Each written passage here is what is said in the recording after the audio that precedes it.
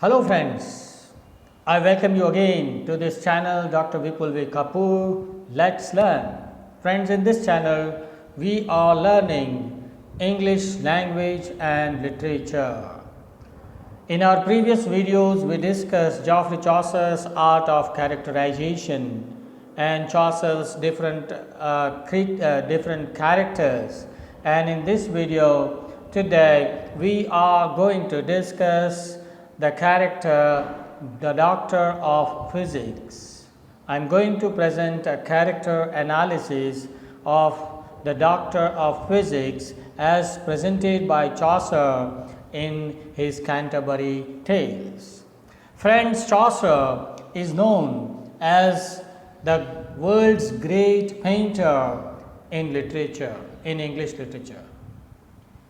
The question is how he became such a fine, fantastic painter of our English literature.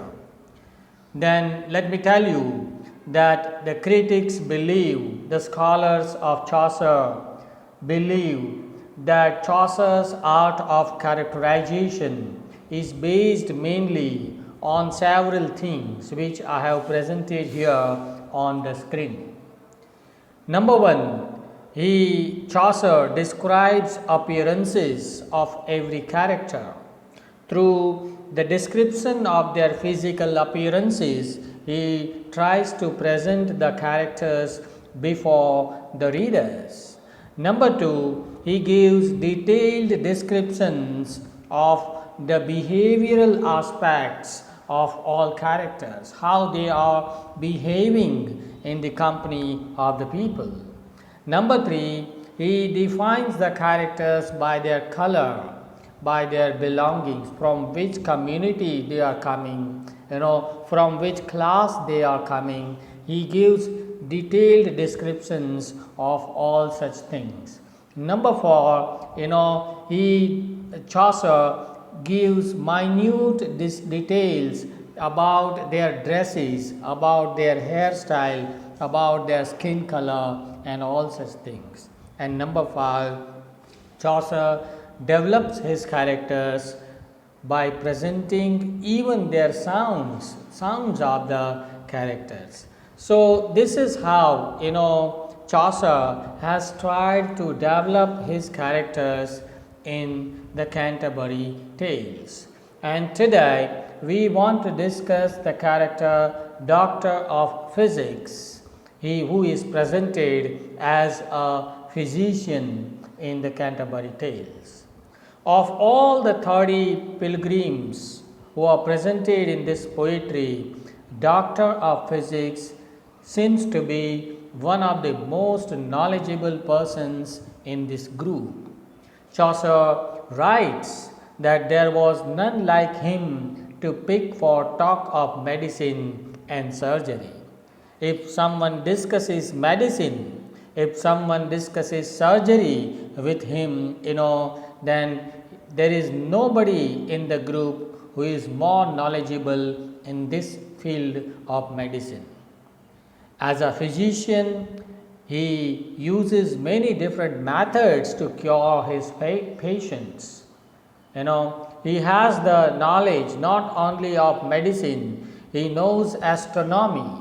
Sometimes when medicine is not of use, he uses his knowledge of astronomy, he uses his knowledge of horoscopes, he uses his knowledge of magical nature. Okay, so he's not simply the doctor in the modern sense as we understand today. Doctor of Physics is a doctor of the olden times of the 14th century who uses the knowledge of the planets, just like what an astrologer does in today's times. So he is a combination of an astrologer and a physician. No matter what methods he is using, the Doctor of Physics is extremely skilled at correctly identifying at the causes of a disease, and he exactly knows how to cure the patients, right? So by any means, he knows the ins and outs of his business, of his profession, and he definitely cures all the patients who approach him. In this poetry, the Canterbury Tales, this doctor of physics has been presented in sharp contrast to the Clerk of Oxford. Friends, in one of my previous videos, I have presented my views on the character Clerk of Oxford. The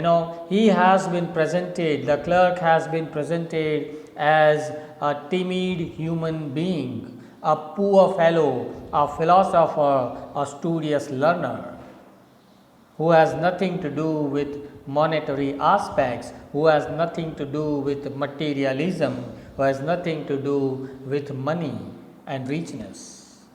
But on the other hand, Chaucer has presented this character, Doctor of Physics, who is just opposite to the Clerk of Oxford. There is an interesting contrast between these two characters. This doctor learns, he reads, he is also a studious learner, just like the Clerk of Oxford. But this doctor learns for his monetary benefits, learns to earn money. On the other hand, the Clerk of Oxford, he also is a studious learner, studious student, but he learns for the love of knowledge, not for financial profits. This is the sharp contrast between the doctor and the clerk. This doctor has a love for gold. He buys extravagant blue and scarlet clothes, robes, with his money that he earns from his patients. Gold was very important to this doctor, and he satisfies all his desires for his financial success. But on the other hand, the clerk never wants to accumulate richness or wealth. In short, you can say that the clerk, on the one hand, is a virtuous, studious learner, a serious philosopher, but on the other hand, the doctor is a materialistic minded man. And that's why we can say that there is a sharp contrast between these two characters. One more thing that we must know about this doctor of physics is that this doctor has nothing to do with religion. Though he has joined this pilgrimage to Canterbury, which is a religious journey, but what we understand from his character is that he is not much interested in such religious matters. Distracted by his busy life. It is correct to say that he read but little in the Bible. He is not much interested in reading the Bible. What he reads are the books of medicine, are the books of surgery. And why does he read them? He reads them in order to earn more and more money from the patients, right? So, in order to strengthen his financial position, he learns those books, right? Otherwise, he is not much interested in learning or in reading the Bible.